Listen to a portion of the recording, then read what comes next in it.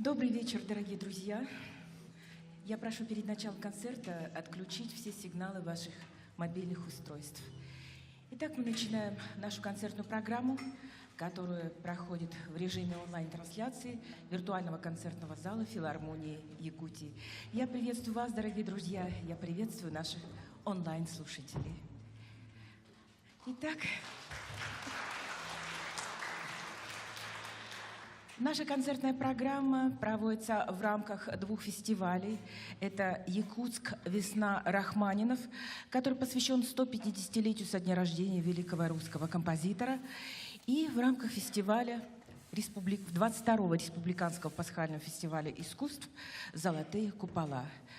Кроме этого, наши исполнители посвящают его 30-летию Высшей школы музыки Республики Саха-Якутия имени Василия Афанасьевича Бусикова.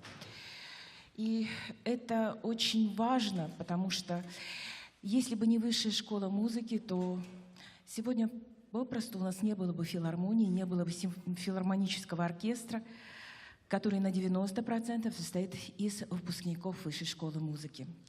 Два главных исполнителя сегодняшней программы тоже являются выпускниками Высшей школы музыки. Это пианистка Александра Трофимова, которая с отличием закончила Высшую школу музыки, начала заниматься в классе Валентины Ларионовой, а затем продолжила в классе Юноны Михайловны Упхоловой. За годы учебы Александра стала лауреатом множества международных конкурсов. Первая победа была одержана ею на конкурсе фортепианных ансамблей в Италии, в городе Чита-ди-Пезаро.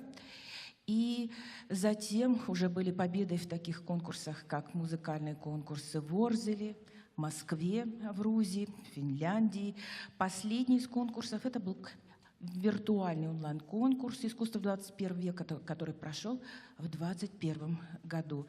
Ныне Александра преподает в Высшей школе музыки, работает в театре оперы и балета и ведет активнейшую концертную деятельность.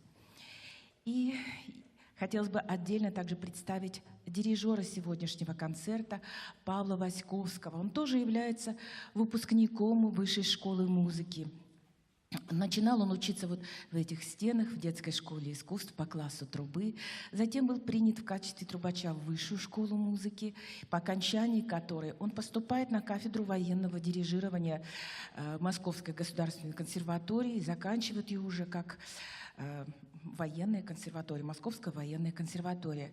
Позже он заканчивает уже по специальности оперное симфоническое дирижирование гуманитарный университет имени Шолохова в Москве. И по окончании он уже приезжает в Якутию, начинает работать в качестве дирижера духового оркестра, а впоследствии симфонического оркестра филармонии Якутии. Параллельно ведет, так скажем, педагогическую деятельность, работая с симфоническим оркестром Высшей школы музыки и с оркестром духовых инструментов Высшей школы музыки. По сути, готовя кадры для филармонии Якутии. И не так давно Павел Андреевич был назначен на должность главного дирижера Государственного театра оперы и балета имени Сарона Малона. И, конечно же, творческими успехами наших учеников Высшая школа музыки гордится. Сейчас они уже возглавляют многие коллективы республики, и концертная деятельность нашего региона очень и очень оживилась благодаря тому, что на протяжении 30 лет Высшая школа музыки выпускает высокопрофессиональные кадры.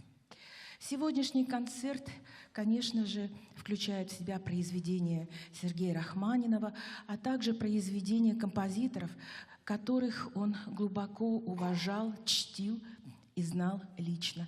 Открывает нашу концертную программу симфоническая картина Римского-Корсакова, называется «Три чуда». В начале XX века, в 900 году, Римский-Корсаков пишет оперу «Сказка о царе Салтане». Он ее еще не завершил, и на этапе оркестровки решил выделить 3 симфонических фрагмента из этой оперы в отдельные пьесы под отдельным опусом. И одну из них вы сейчас услышите. К каждой пьесе был предпослан эпиграф, Эпиграф есть и у этого произведения. Я его зачитывать не буду. Просто там использованы пушкинские строки, которые вам всем знакомы с детства. Это строки о белке, что при всех золотой грызет орех изумруды. Вынимает, а скорлупку собирает. О 33 богатырях, которые выходят в чешуе, как жар горя. И, конечно, о прекрасной царевне, которая днем свет Божий затмевает, ночью землю озаряет, месяц под косой блестит, а во лбу звезда горит. Римский-Корсаков «Три чуда» из оперы «Сказка о царе Салтане». Исполняет Государственный симфонический оркестр Государственной филармонии Республики Саха-Якутия имени Галины Михайловны Кривошапко. Дирижер Павел Васьковский.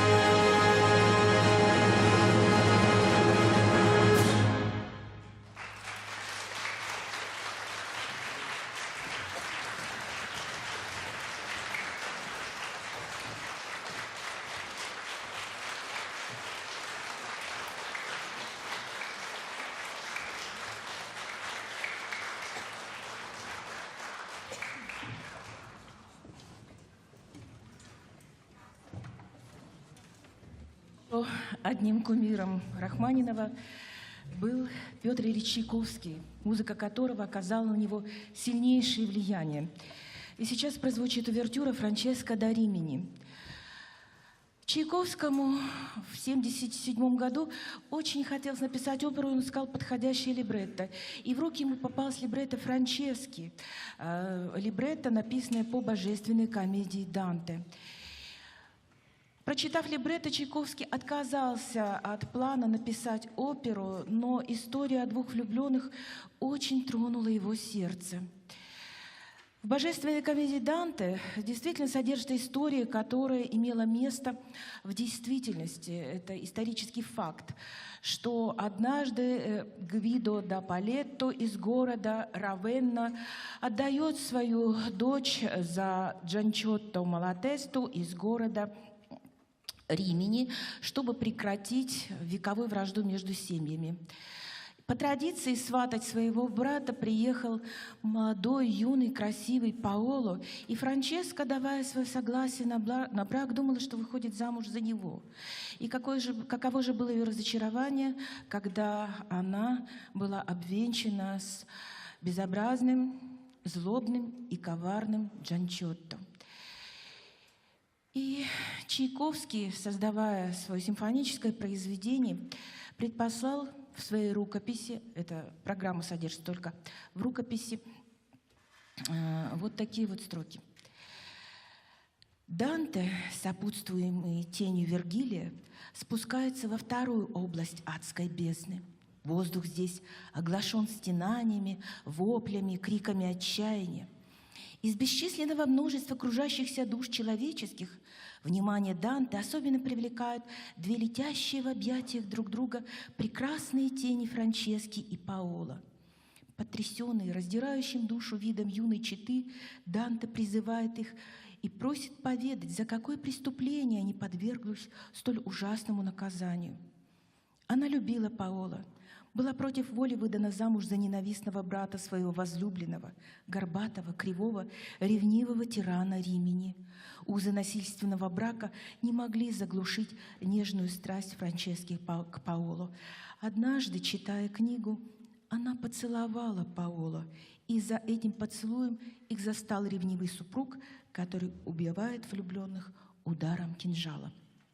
И, конечно же, это все отражено в музыке. Увертюра начинается со вступления, которое воплощает спуск Данте в ад. Эта музыка воплощает ужас, оцепенение перед всеми ужасами, которые предстают перед их взором. Сама увертюра трехчастна по структуре, крайней части воплощение адских вихрей, а в средней части вы услышите рассказ Франчески, очень нежную, проникновенную мелодию кларнета, которая развивается, достигает, так скажем, красивой, лирической кульминации. Музыка становится вдохновенной, но звучат жесткие фанфары, абсолютно чуждая музыка, и вновь возвращается музыка адских вихрей, которая увлекает влюбленных. Чайковский, Франческо да Римини.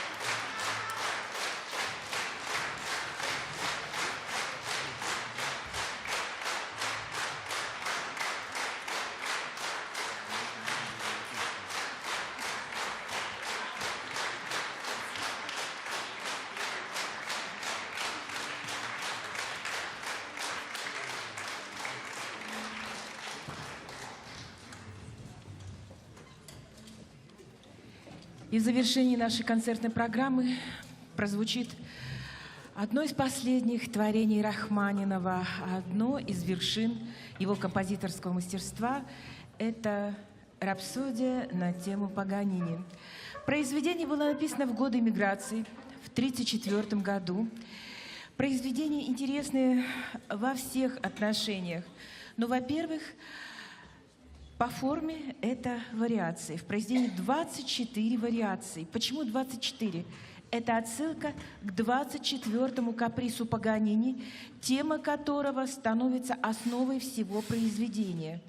Почему 24-й каприз?